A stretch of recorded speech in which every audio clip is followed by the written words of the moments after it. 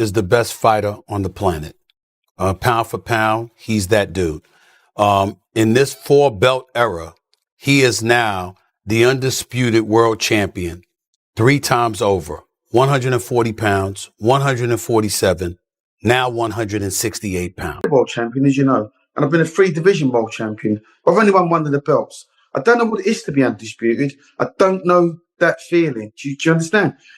What he did last night is unbelievable. Bud was the best. I got to give it to him. Bud the best, right? He's hands down. He's the best. He's the best right now. I don't think nobody need to question him no more. I mean, you kind of got to give him his respect no matter what. You got to give him respect. He just went up 2 weight classes, what people said he couldn't do. He's doing everything that people. Stephen A. Smith confronted Floyd Mayweather for downplaying Terence Crawford's triumph over Canelo Alvarez. Smith argued that Crawford's achievement was historic, stressing that no fighter had ever become undisputed across multiple weight divisions the way Crawford had. He insisted that Crawford earned every ounce of his legacy and deserved universal respect, not negativity. For Smith, the victory over Canelo wasn't just another win. It was a defining moment that elevated Crawford among the sport's all-time greats. He made it clear that Mayweather's criticism could not diminish what Crawford accomplished. The best fighter on the planet. Pound for pound, he's that dude. In this 4-belt era, he is now the undisputed world champion 3 times over. 140 pounds, 147, now 168 pounds, claiming all the belts. You don't see people doing that very often. Going up against a guy who was perceived as being bigger and stronger, Crawford was strong. Crawford was strong enough to fend him off, strong enough to make him respect his own power. He used his jab. He used his Jeff Mayweather delivered a blunt take on Canelo's loss, calling it a permanent stain on his legacy. He emphasized that Canelo was considered the undisputed king of his division, a dominant champion who reigned supreme. Yet, he was humbled by Crawford, a fighter who dared to move up in weight and challenge him in his own backyard. For Jeff, this wasn't a minor blemish but a defining mark that will forever sit alongside Canelo's name in boxing history. Champions, he explained, are remembered for pivotal moments. And for Canelo, this one turned into a devastating defeat. In discussion, certainly with Chavez. What does this do to his legacy? Because I don't think he caught, the Floyd fight didn't give him, people didn't really look down on him because he was, even though he had 40 fights, he was still, fighting one of the greatest ever and an absolute master. In Bivol, he went up weight classes to win. But now he's fighting a smaller guy, a great fighter, but a smaller guy. Does this damage his legacy in any way? I think it does. I think it does because, the one thing is this, is that, you were ruling, you were the king of that weight class. And the king of that weight class for a good while. And I think that, he had a huge following because, he became the face of boxing. And even though it's another, future Hall of Famer, still losing a guy come up a couple weight classes, kind of makes you seem not as great as you might have. Stephen A. Smith, reflecting on witnessing Crawford's win in person, called it a once-in-a-lifetime moment. He declared that no fighter in history had done what Crawford just accomplished, moving up in weight and dismantling a dominant champion like Canelo in such commanding fashion. For Smith, this wasn't just a victory. It was a career-defining achievement that shifted the very way greatness is measured in boxing. He described it as a monumental night destined to live forever in the sport's rich history. Was Terence Bud Crawford moving up 2 weight divisions, really 3 in my mind, because he only fought 1 fight at the junior middleweight division. So he's really moving up from 147 pounds, okay? Terence Bud Crawford moving up to the 168-pound limit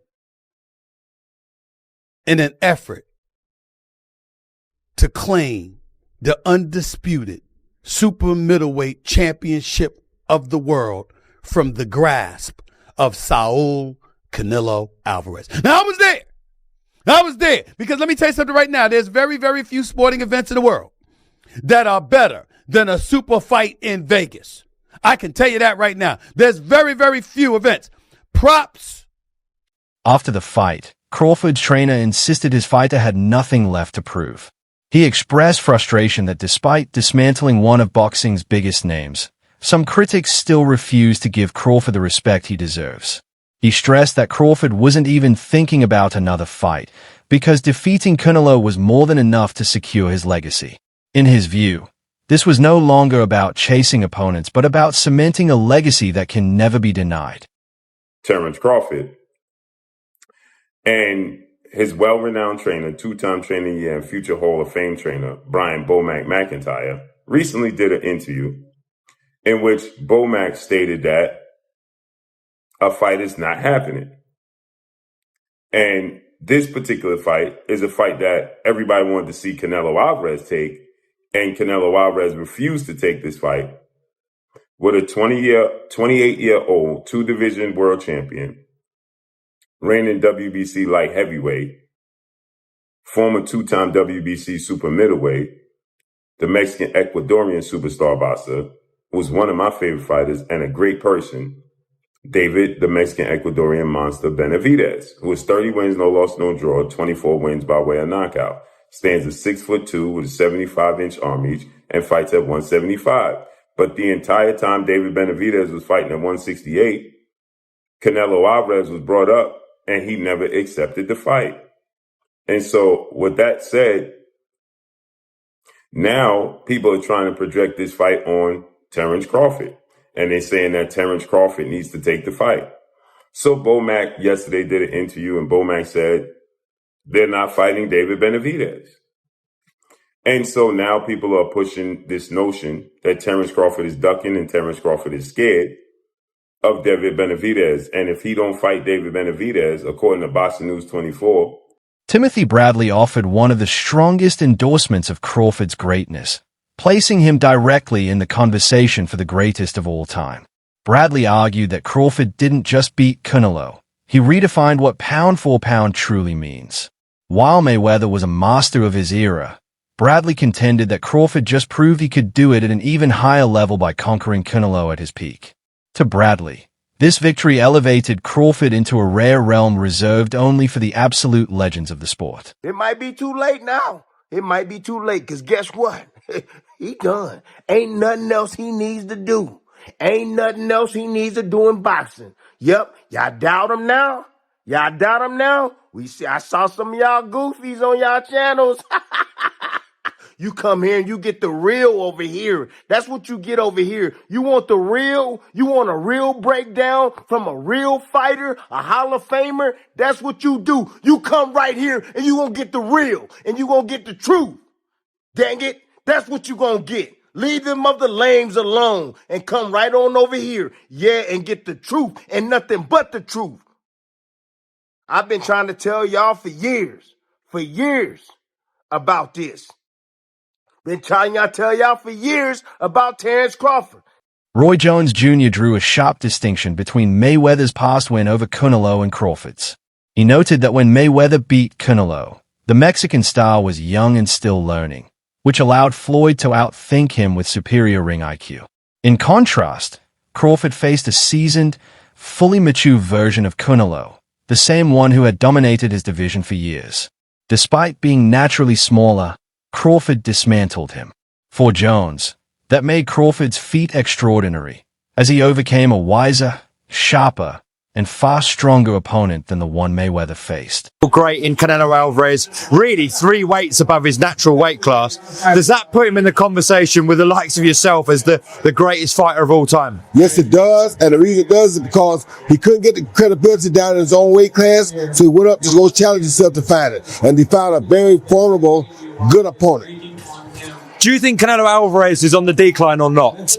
No, I don't think it's on decline at all. So you think both fighters are still at their peak, even though they're 36, 37? Yeah, I think they're both still at their peak. The age for Crawford would seem like he may be beyond it, but he hasn't had the fights, the tough fights we have put him there, and the years of boxing for Canelo would have put him in a position where they're about equal. So I think they both are pretty much in a great place. I think they're both still in their primes, and this is the best time to see them. Duke McKenzie admitted he was stunned by Crawford's showing. He said Canelo had no answers for Crawford's speed, precision, and relentless pressure.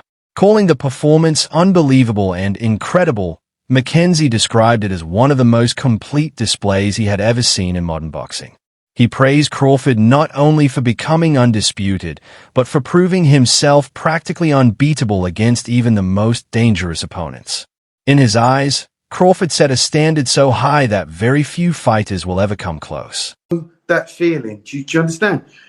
What he did last night is unbelievable. He's a 3-time undisputed world champion, and he's beaten the best of the best.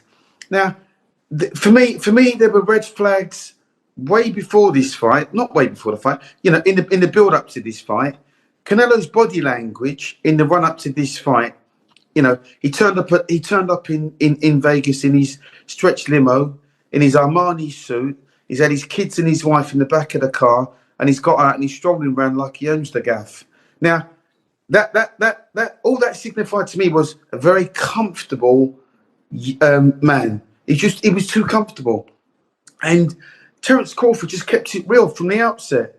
Tracksuit, no nonsense, went there to win, said what he was going to do, told the world what he was going to do long before the fight. I think he asked for this fight many years ago. There's a discussion he had with Bill Haney. And I think it was him that actually suggested call out Canelo, which he laughed at the beginning, but then it came to fruition. And now it's come to fruition. I mean, what you saw in that fight yesterday, what I watched in that fight yesterday, it was for the purists. It really was, because you really have to try and understand boxing and know what you're looking at. It was the feints. It was the way that he handled the bigger man. It was the little feints, the little side steps, the little flicking with the jabs, you know, hitting him with the head and the body, the little combinations, the little 2s and 3s. And also with Crawford, knowing how to close around. Trainer Robert Garcia gave perhaps the strongest endorsement of Crawford's greatness, claiming that in this context, Crawford achieved more than Floyd Mayweather. Garcia highlighted how Crawford dominated Canelo, convincingly winning 9 or 10 rounds, while showing a hunger and risk-taking spirit Mayweather never displayed at such a high level. He emphasized that Floyd never dared to move up and dominate a bigger champion the way Crawford did. For Garcia, this wasn't about belts or numbers. It was about risk, courage, and success, the very qualities that separate legends from mere icons. Canelo has already accomplished too much, has already done too much, and he wasn't. I don't see that hunger in him anymore. I don't see that those changes anymore. He fights flat-footed, throws one punch at a time. He's not fast anymore, and that's why I picked Crawford by decision. Are you surprised at how easy it was?